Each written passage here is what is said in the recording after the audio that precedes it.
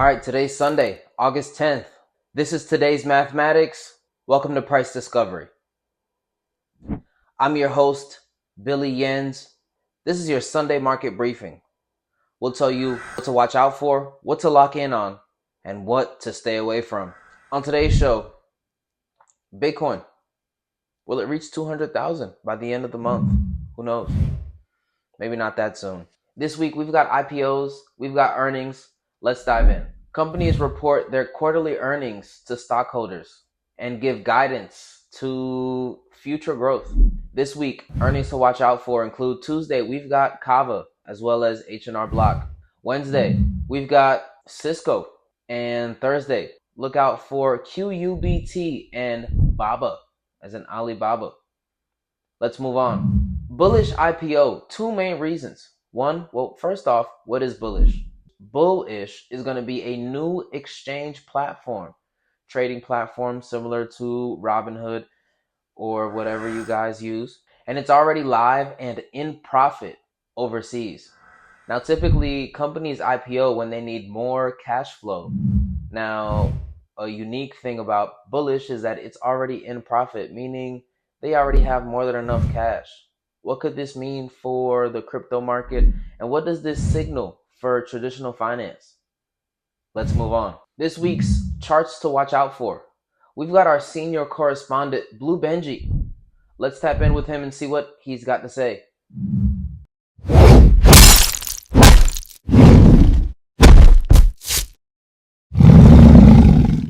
All right, welcome to today's mathematics. The first stock pick for the weekly outlook is Tim. So Tim, overall, we're first zoomed out so we can actually see what's going on and see what type of trend that we have.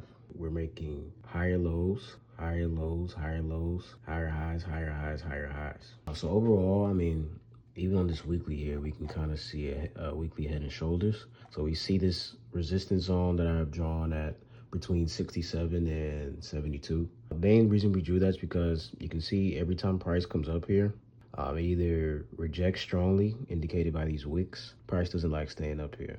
But overall, this stock actually just had earnings on Friday, in which case they actually beat expectations. So we did get a push up close to this resistance zone, starting at $67. But you see we kind of rejected down. Overall, I believe, we will still get a push to try to touch, get in this zone again, as indicated by the right, which means I'm bullish. I have to be bullish on this stock in this case.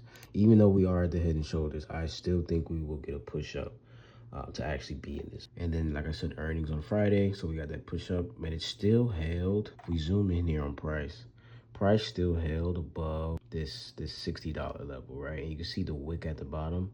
Even though it is a red candle, there's strong price rejection at the bottom of this candle, right?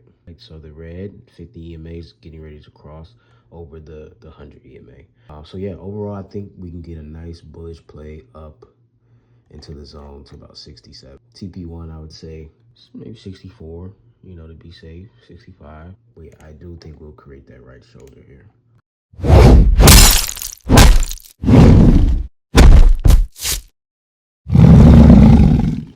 The next stock pick for this week's outlook, we have Oscar. And Oscar is definitely a big name we need to know. Making big moves in the AI sector. We've come up and made all-time highs here at about $23 or so. We then pull back, and you can see I have a critical support zone / demand zone drawn between basically $12 and 13.5, I say. So you can see anytime price has come down to this flip zone, we've bounced up, which is good because it's holding this uptrend still. Even though we haven't, pushed higher technically from this all-time highs. What we do know from this chart, this weekly chart, is that this is a critical support zone, right? So, the MAs are currently here, but you can see on Friday we definitely did close above the 50 and the 100 MA. So overall, like I said, we're bullish. We're looking for opportunities to get in buys, right? So I think my outlook for this stock is that Monday, Tuesday, we get a solid push up. In which case, even this weekly candle, right? But overall, if we do get a daily candle close above where we are now, so if we get above 15.5 daily close next week, I'll be looking to potentially get into buys, right? So yeah, overall, just I would wait for the daily close above 15 and a half, $16 to be safe. Once we get a daily close above 16, we can at least TP1 to be 18, TP2 maybe 20, and then TP3 about $22 for all time highs. So maybe for end of August, I think that's the best option.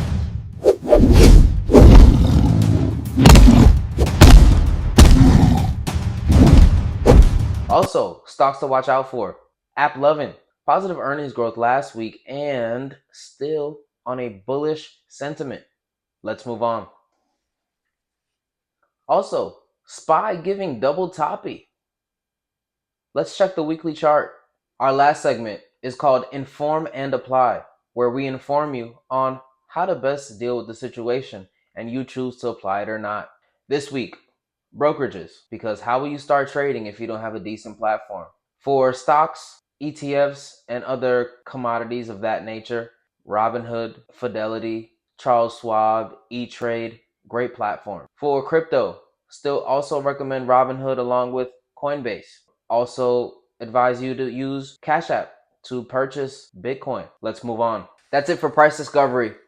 Tune in on Friday to your weekly roundup to see how you fared against the market and what catalysts we didn't see coming. We'll see you on the charts.